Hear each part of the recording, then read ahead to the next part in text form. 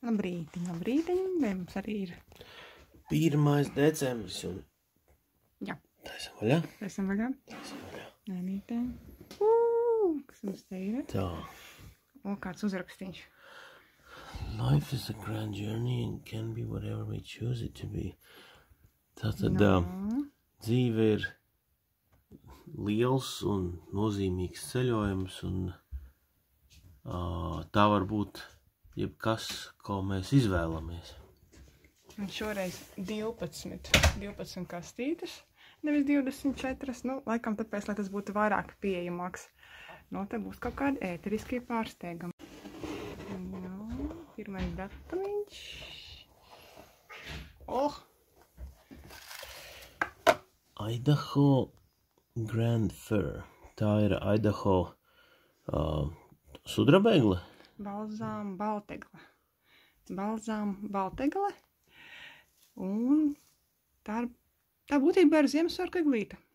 Ziemassvētku eglīte aug Ziemeļamerikā, Idaho, un ļoti laba priekš mūsu pašiem elpceļiem, muskulīši ļoti mīlēs, locītavas mīlēs, un, protams, arī difūzerītī kaut ko ar kādu vēlēļiņu, kādu priedīti, kādu eikaliptu, varbūt kādu citrusu labiet kopā, bet nu vēl dienas laikā paskatīsimies, tā kā parši, 5 ml skuiņa, Ziemassvētku eglītes smaržiņa, un no parši skatīsimies, ko, rītdien būs liela kastīte. Jā, Nedaudz paskatīsimies arī no literatūras, lai kaut kas tā, kur Idaho. Tas vēl vecais nosaukums Balzām Fir, tagad viņiem bija spiesti mainīt uz Grand Fir, nu tur ir sava specifika, tur tāds stāstīņš, jā, tātad Balzām baltegle, pēc latīniskā abis balzāmējā, kam interesē, paskatieties, arī Latvijā tādus noteikti var dabūt. Jā, un tā klimatiskā josla viņiem ir svarīga, tur, kur arī lieli mīnusi. Bišķītiņās parādījuši, kā tātad viņas ņem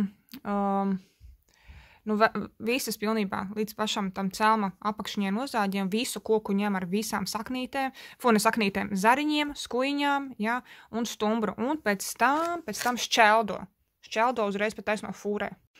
Un tālāk fūrēm ved uz destilēriju, uz tuvāko. Tagad jau, man liekas, tur kaut kas ir pamainījies, tagad jau viņiem tur vairāk viss ir uz vietas, bet tāpatās, cik forši ir, ka parādīts arī pats Garijs Jangs, nebaidās smērēties, guļās uz zemes, liek ķēdes virsū, aiziet skarbos augstumos, jo augstāk, jo labāk eļļa.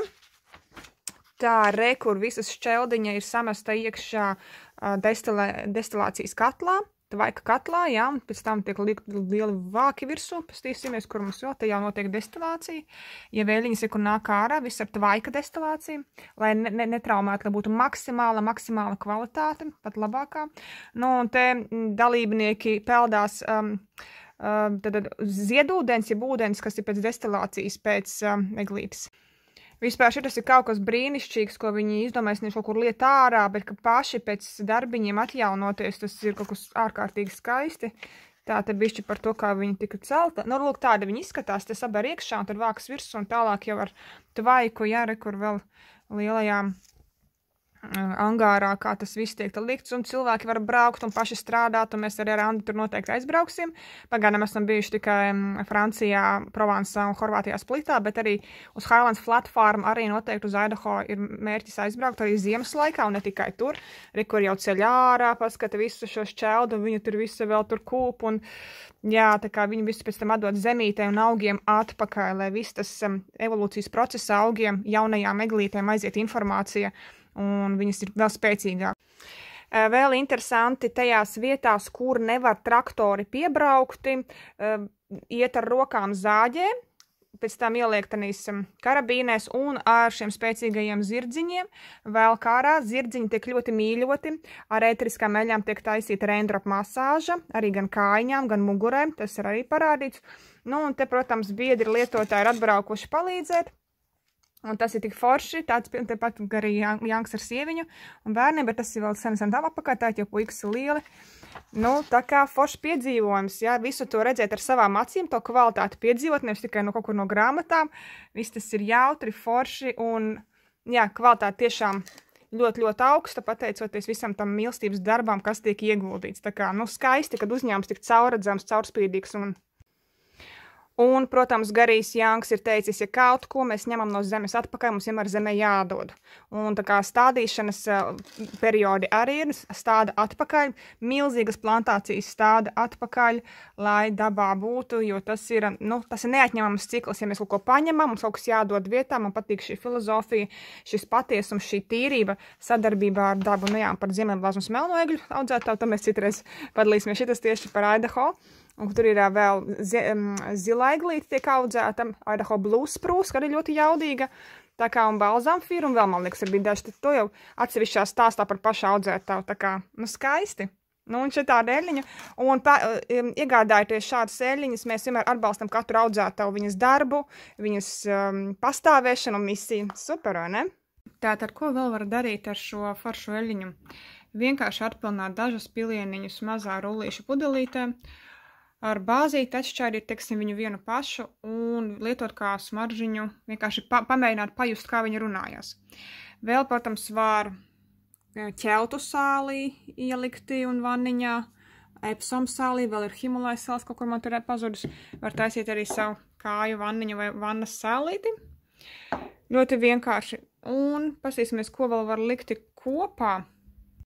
Tā kā viņa patērā skujkoks, tad arī var līdzīgos skujkokus arī jaukti klāt. Pieņemsim, kā te ir ciprese,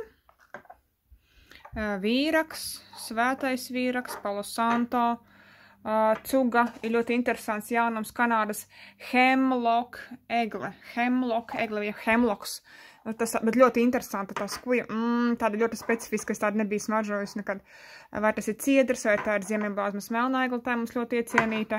Tad vēl ir Idaho zilā egle, tad ir hinoki, tad ir, kas mums vēl no skuiņām? Kaut kas noteikti vēl, ar ko var droši jaukt kopā, vai arī difuzēt jau kā no rīta rādīju, vai tāpat vienkārši masāžu uz ķermenim būs ļoti labi. Un, protams, arī var citrusiņus arī jaukt klāt, vai eikaliptus, vai īstenībā, ja nepaeksperimentēsiet, neuzzināsiet, tā var sakot, neatklāsiet kaut ko jaunu. Vienkārši skatīties sajūtām, pasmažot, kas tā uzrunā, un viņa ļoti daudz, kur viņa ir spēcīga, viņa pēc toņa ir spēcīgāka nekā citas skujas, un līdz ar to tālāk jau sajūta pasaka, kas man vēl prasās. Klāt, tā kā īsti neko sajaukt nevar, bet, vienkārši kaut ko jaunu uzradīt noteikti. Bišķi padalīšos vēl par to emocionālo plānu, kā varbūt aromāts ietekmē šīs saucamās emocijas, un tik tiešām ietekmē ļoti daudz emocijas, tieši uz emocijām kā tādām. Palīdz viņas balansēti. Ja ir tā, ka mēs vienkārši sprākstam, pēc tam izlecam ārā no ķermeņa un nevaram savākties, tad šis ir variants, kas varētu palīdzēt savākt kopā. Visi skujkoki ir sazemētāji, ļoti labi sazemētāji. Un zinot, kad daļā dzīvuma pārstāvēm to sazemējumu, acīm redzot, vajag vairāk. Varbūt nemetīsim visu vienā maisā, bet es zinu par sevi, man sazemējums ir vajadzīgs.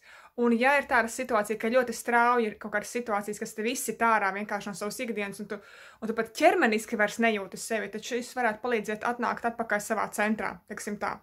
Tie, kas strādā ar matricu, mēs ejam matricā, matricā ar ētriskām eļļām 11 enerģija, tas ir par šo enerģiju, par šo jaudīgo spēka potenciālu enerģiju, šī eļļa vienkārši būs palīgs ritīgi.